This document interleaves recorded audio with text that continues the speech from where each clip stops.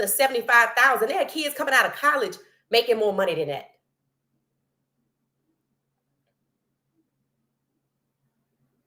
So I'm like, at some point, you see women's basketball coming on the rise. You got 2 WNBA players started their own league. They generated 25 million in one inaugural season. They did more than the WNBA ever did. They had sponsors out the wazoo. They even had their referees with sponsors on their uniform. That's how many sponsors they had. I'm looking for places to display the sponsors. And all you hear from the WNBA is, it's not a good product. I don't want to hear that. I know it's a good product. It's not a good product, but you take one person and try to get an audience that you currently don't have, and you don't appreciate the audience you do have. You know who I'm starting to feel like has that problem right now? The NFL. Because if you're trashing Shedeur, the number 1 QB coming out of school, yes, he rightfully had his jersey retired. Right before I went live, some off-cast journalist was complaining about it. That's too bad. This young man broke 100 records in 2 years at this school and put up 14,000 yards. Only the second player at CU history to do something like that. Still impressed he got sacked 52 times and only threw 4 interceptions. I don't know if he made $4 million last year, but I know he had less interceptions than Carson Beck. Even, was it Mississippi State's coach? Whoever, I forget his name. Lane Kiffin is the coach, one of them Mississippi schools. He even said, how the hell did Miami pay Carson Beck $4 million? Did they not watch Georgia play us? Yeah. Shedeur only had 4 interceptions. He should have been at the top of that money list. And if Cam Ward is the number 1 player in the draft, why Miami didn't pay him like that? Because they did not check $2 million overall and not from the school. His sponsorships, Bose, Gatorade, this, that, and the other, Adidas. He didn't get that kind of money from Miami. But they ran after Carson Beck, who wasn't even worth that kind of money, who was injured and dropped $4 million cash from the school. Now, when you put it together with the rest of his sponsorships, it's $10 million. And like Travis said, hell, I'm the Heisman when I ain't get that. He didn't. So they picking and choosing who they want to play, who they want to pay in college. And it's also happening in the NFL. But see, in the NFL, the game is a little dirtier. The game is dirtier because they taking the good people like Lamar Jackson, who just won the Heisman, and try to make it seem like, oh, the Heisman don't matter. Drop him down to the last one because he didn't want to switch to wide receiver. They dragging Jalen Hurts. Why? Because he left Nick Saban, Alabama, and went to Oklahoma after he won a chip at Alabama. So you pissed off this young man because he knew he needed to be in a Lincoln Riley system because Alabama wanted to run the ball more, and he's a passer. So when he gets to the NFL, you try to embarrass him with whiteboard conversations and you put it on YouTube. We all know Jalen Hurts is an intellect. He got his master's from Alabama. But they wanted to negate him. Okay, yeah, so you did win a chip. But we still going to hold it against you because you had the audacity to get up and leave and go to Oklahoma. Now it's Shedeur's turn. Caleb must have been last year. You see how they did him. Now, I'm not going to be able to sit back quietly if I see this young man get sacked the way Caleb got sacked. I'm not going to be cool with it. And to me, that is why they are trying to force him to a particular team, because they're going to let it happen. Now, there's some people's jobs on the line. So we're going to see if that job, how important it really is. Or you going to choose between racial politics or your job.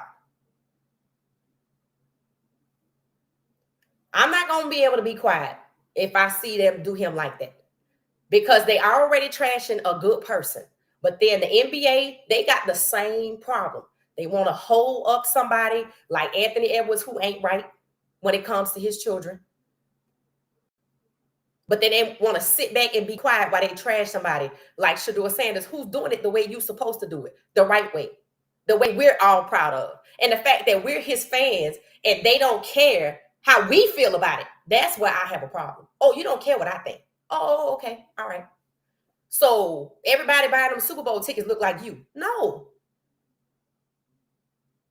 If that's all that mattered, Kendrick Lamar would have never did the halftime show. The people at home made that Super Bowl. Jalen Hurts and Philadelphia made that Super Bowl. That Super Bowl was more about Kansas City losing. It was about an ideology losing. Whether you knew it or not, that's what it was about. And unfortunately, Pat Mahomes was part of that ideology. But he got him a haircut now. He'd been to a black barber. I guess he said he had enough. He should have been embarrassed by somebody, you know, saying that his favorite food is fried chicken. And it's not, it's tacos. So maybe he done had enough of trying to shun his identity because he has clearly been to a black barber. So that's what Coach Prime means. It's something going down. They know about it. He already probably heard. Hell, if he heard Cash Cleveland was leaving, he heard what's going on with Shedeur and Shiloh. And it's not just Shedeur and Shiloh.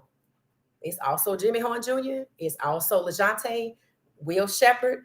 And I want to tell y'all, if they relegate the rest of those guys, if Shedeur drops and he can't get his son can't go where he should go, and none of those other guys get drafted, what you think that's going to hurt? The program. It's going to hurt recruiting. To me, that's the ultimate goal. I don't care how good your son is.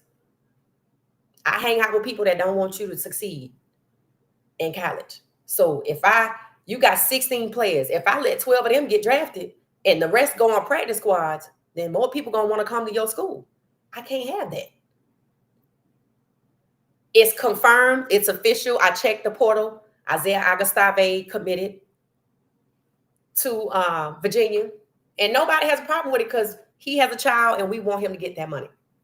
Cash Cleveland was still in the portal as of today, but we lost the day of the black and gold game.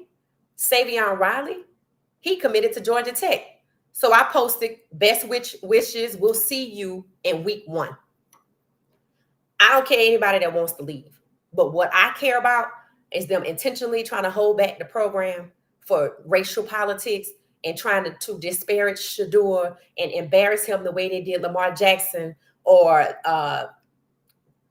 denigrate his draft stock like they did Jalen Hurts. Because why? Oh, I need to set the example. I don't want these guys to be confident. I want them to come to us in a wanting rather than, oh, I know I'm going to get. See, Lamar Jackson knew he was good enough to be a quarterback. And that's his sin, according to them. Jalen Hurts knew he was good enough to be a quarterback, so he left Alabama after winning the chip and went to Lincoln Riley offense to get what he needed, an air raid offense. That's not wrong. Hell, they still talking about Nico. It's supposedly he went to UCLA or anywhere else that wasn't Tennessee so he could get a better offense. Shedeur went to Jackson State after being offered by every school in this country. And when he got to Jackson State, he was no longer a 5-star. Travis either. They dropped them both because they went to an HBCU. So I don't care who hops in the portal. If you need money and that's what you got to do, then go ahead and do it. But don't burn no bridges. But what I do care about is the racial politics that's being played when it comes to Shedeur Sanders and Shiloh Sanders and Coach Prime, who was a legend, put the NFL on his back. I saw somebody the other day, downtown Atlanta with his jersey on. How many decades has it been? And where's the gratitude from the NFL for the fact that people still love Coach Prime? And his sons finally made it here, and you want to act like you don't see one of them, and you want to, I guess you could say, disregard the other one or degrade his stock. That's crazy. I could see if Coach Prime wasn't a legend. I mean, yeah, it's his DNA. So Coach Prime going on vacation. I don't know how long the Buffs going to be off. I don't know if they're going to be off or Coach Prime just going on vacation because, you know, he got a DC and an OC that can run the team. And they should do that anyway. So I just hate that that's why he has to go on vacation. And he has to go get himself right because he knows some BS-ery or some bull junk, as he call it, is going to go down. Should this really be how we going into the NFL draft? Rightfully, Shedeur Sanders should be the first QB off the board. Cam Ward should be the second. Jalen Milroe should be the third. I don't like this. I don't like it at all because it takes the fun out of it. I just want to watch the draft and be happy for all the Buff players that get drafted. Now it seems like the two that should get drafted out of 16, Travis the one gonna get drafted, and he ain't gonna even get what the hell he want, which is to play both ways. I don't see him retiring either. I don't, but he could do it, and he not coming back to see you either. They taking all the fun out of it for people who look like Shedeur and people who are fans of Shedeur. And Shedeur got over 2 million some odd fans. You think they would be happy with that? So when I heard Coach Prime say that, I went back and I re-listened to Listen Up by What She Said Sports. Is there a plot to embarrass Shedeur at the draft? I believe so. So much so that Coach Prime got to be gone before the draft to try to get right.